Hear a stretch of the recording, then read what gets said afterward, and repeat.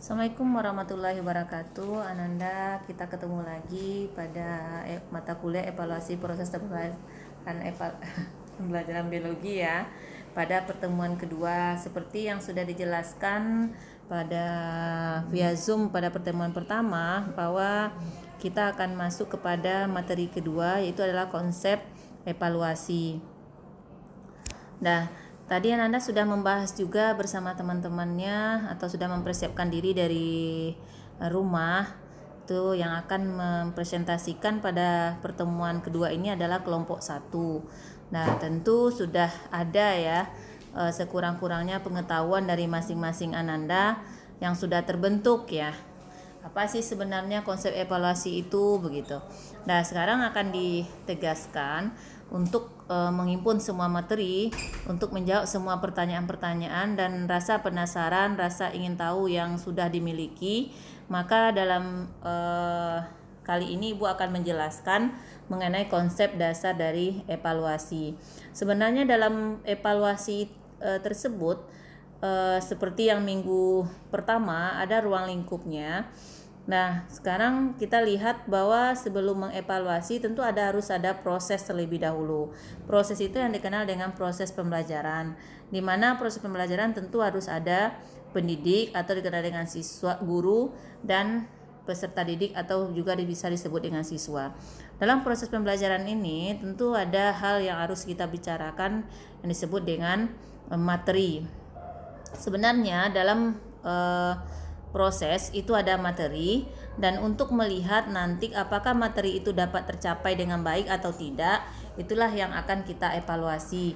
Nah, dalam rumpun evaluasi ini sebenarnya ada 4 istilah yang kita kenal. Itu adalah tes, kemudian istilah pengukuran, kemudian adalah penilaian. Nah, untuk umpan balik dari penilaian keberhasilan dalam sebuah berhasil atau tidaknya seorang peserta didik, nah tentu perlu dievaluasi sehingga materi yang kita sampaikan tadi akan bisa kita lihat dari prosesnya. Kenapa sampai nanti materi siswa tidak mencapai dari capaian yang telah ditentukan? Nah, itulah yang disebut dengan proses evaluasi. Kita akan lihat pengertiannya satu persatu, di mana atau kita lihat seperti ini gambarannya. Seperti yang Ibu jelaskan tadi, bahwasanya pengukuran penilaian belajar itu ada, kalau kita contohkan ya, kalau Nanda kan lebih dekat sudah kuliah ya, di bangku kuliah. Jadi adanya perkuliahan, adanya proses, mahasiswa belajar. Nah, adanya materi dari dosen, kemudian mahasiswa belajar, kemudian untuk mengukur apakah yang disampaikan oleh dosen itu bisa dicapai atau dipahami dengan baik. Nah, itulah yang disebut dengan kita berilah sebuah tes begitu.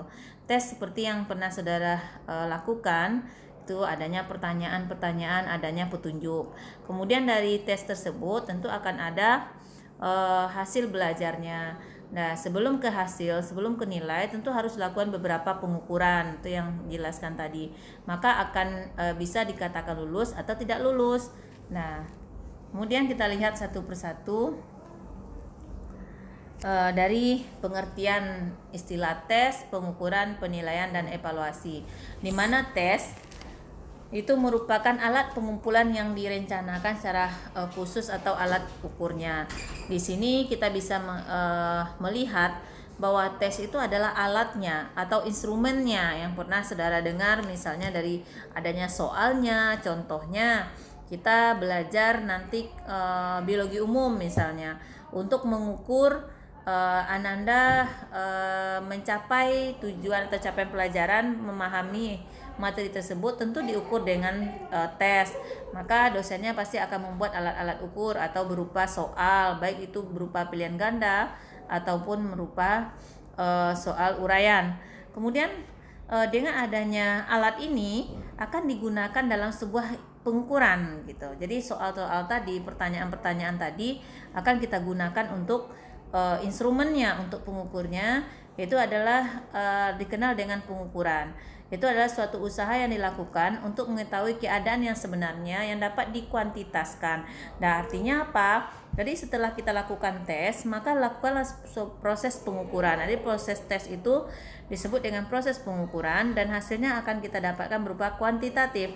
Artinya angka-angka saja yang belum bisa mengatakan seseorang berhasil atau tidak begitu. Nah, kemudian penilaian. Jadi sudah ada instrumennya, sudah ada proses pengukuran dengan menggunakan instrumen, kemudian rangkaian penilaian. Di mana penilaian itu adalah rangkaian kegiatan untuk memprediksi bagaimana menganalisis, menafsirkan data tentang proses dan hasil belajar peserta didik sehingga hasilnya itu dapat dikuantitaskan atau sudah dapat kita jadikan sebagai pertimbangan seseorang itu berhasil atau tidak begitu. Evaluasi.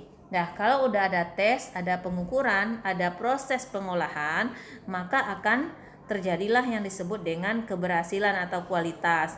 Nah, berhasil atau tidak tentu akan kita standarkan atau kita bandingkan dengan kriteria yang ada. Kalau di SMA itu adalah kriterianya KKM. Kalau di perguruan tinggi itu kriterianya yang nilai LHS yang pernah saudara terima seperti A, B, C gitu ya. Nah, kalau misalnya Anda nanti tidak tuntas atau tidak lulus, nah itulah yang disebut dengan proses, kita lanjutkan proses evaluasi. Itu proses pemberian pertimbangan mengenai nilai dari sesuatu yang dipertimbangkan. Nah, sebelum memutuskan nanti Anda berhasil atau tidak, maka perlu dipertimbangkan hasil dari pengukuran tadi dan hasil dari penilaian tadi. Apakah nanti kita lihat keberhasilan seseorang, kenapa hanya 75% yang berhasil begitu, yang di atas KKM. Nah, kita akan lihat lagi mengevaluasi prosesnya.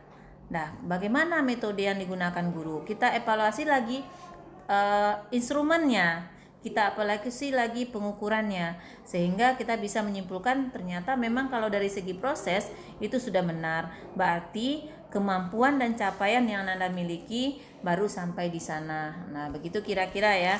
Kita lanjutkan ya. Nah, sekarang kita lihat itu penjelasan. Ini kita lihat lagi kalau kita bandingkan perbedaan tes, pengukuran dan penilaian itu sendiri. Kalau seperti tadi mencari informasi kemampuan.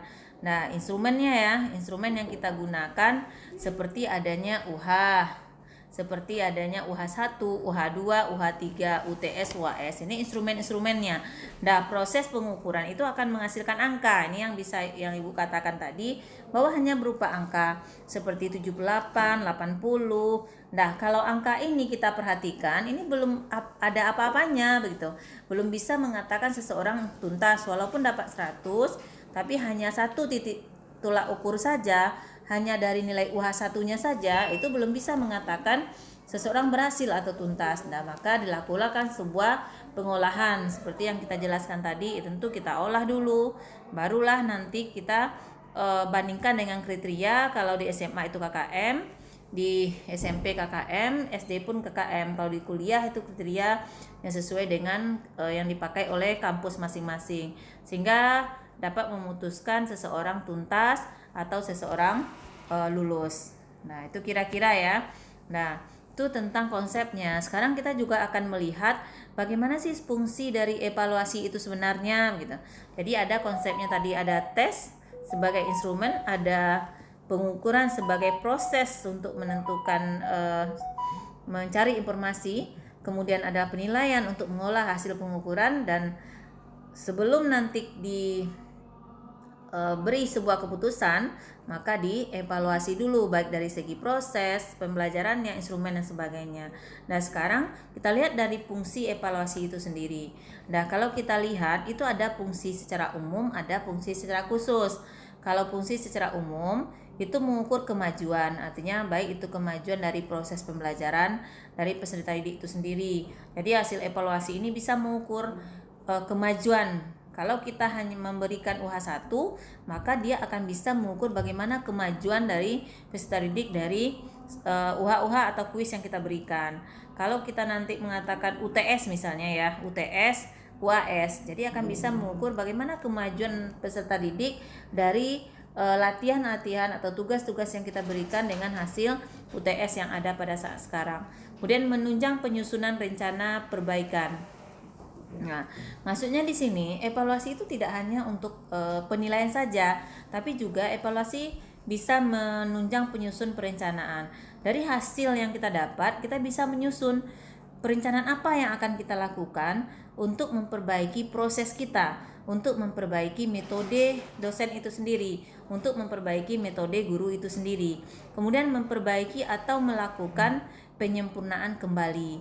Nah, ini dari hasil yang kita dapat dari evaluasi yang kita berikan itu akan berfungsi untuk menyempurnakan kembali titik lemah yang kita miliki selama proses. Nah, itu kalau secara umum ya. Kemudian adanya secara khusus memberikan pedoman atau pegangan pada peserta didik untuk mengenal kapasitas dan status dirinya atau kemampuan dirinya. Nah, khusus untuk peserta didik. Jadi secara umum itu bisa dikatakan untuk program guru, program dosen, ataupun program dari sekolah dan universitas tertentu. Tapi kalau khusus itu untuk pedoman bagi peserta didik. Kita sebagai siswa atau mahasiswa dari hasil belajar itu sebenarnya kan Anda bisa mengukur, oh sampai di mana ya kapasitas pemahaman saya terhadap materi yang diberikan oleh dosen atau guru begitu. Nah, sekarang kita lanjut ya. Nah, ini tujuan lagi. Nah, jadi tujuan juga ada secara umum, ada secara khusus. Nah, seperti yang saya katakan tadi, baik itu fungsi, nah itu bisa akan Anda temukan nanti berbeda-beda ya. Tapi ingat, lihat maknanya pasti akan sama. Berdasarkan teori-teori, kadang salah teori itu mengatakan sudut pandangnya ini, begitu fungsinya itu bukan salah ya, tapi benar asalkan nanti saudara mengacu kepada teori-teori yang berlaku. Sekarang tujuan evaluasi. Jika kita pandang bahwa tujuan evaluasi itu juga ada dua. Itu adalah secara umum itu menghimpun bahan keterangan yang akan dijadikan sebagai bukti mengenal taraf keperkembangan atau kemajuan belajar yang dialami oleh peserta didik. Nah, artinya begini, evaluasi itu dia bertujuan untuk menghimpun atau menjadikan sebagai bukti mengenal taraf perkembangan atau kemajuan peserta didik. Artinya ini loh bukti-bukti bahwa sebuah proses itu melakukan evaluasi begitu terhadap perkembangan peserta didiknya. Kemudian mengetahui tingkat efisiensitas dari metode-metode pengajaran yang telah digunakan. Jadi dengan adanya evaluasi, tujuan evaluasi itu selain untuk nanti melihat perkembangan taraf kemajuan peserta didik, juga untuk melihat efektif enggak ya metode yang dilakukan oleh guru atau cara yang dilakukan oleh guru atau bahan ajar yang digunakan oleh guru dalam jangka waktu tertentu yang dalam proses pembelajaran tertentu. Nah, itu tujuannya. Kalau secara khusus tentu memberikan pedoman atau pegangan pada peserta didik untuk mengenal kapasitas atau status dirinya sendiri. Nah, jadi tujuannya itu evaluasi itu juga kepada siswa, kemampuan peserta didik. Jadi sebagai pedoman nanti bagi peserta didik sendiri, tapi sebenarnya kemampuan saya berada di taraf mana? Apakah nanti saya bisa menguasai materi atau tidak? Nah, itu tujuannya. Nah, seperti yang Ibu katakan tadi Ananda, itu kan berdasarkan teori-teori tertentu. Kadang-kala orang memandang dari sudut pandang lain atau membaca teori yang lain itu akan bermacam-macam. Nah, ini yang lebih sederhana untuk memahami konsep dari tujuan dan fungsi. Nah, sekarang kita juga akan beralih kepada prinsip penilaian. Yang pertama itu sahih. Sahih itu apa yang dikatakan sahih? Nah, itu betul-betul nanti betul-betul ya dapat dipercaya, betul-betul tepat ya. Nah, itu yang sahih. Kemudian juga objektif. Nah, objektif itu betul-betul menilai kemampuan sesuai dengan apa adanya begitu. Nah, tidak ada unsur-unsur yang lain yang kita berikan atau yang kita tonjolkan dalam penilaian. Misalnya ada hal yang misalnya saudara tidak suka dengan seseorang begitu. Nah, itu tidak bisa dijadikan sebagai faktor atau unsur yang akan berpengaruh terhadap sebuah penilaian atau evaluasi itu sendiri. Jadi betul-betul objektif. Nah, juga adil.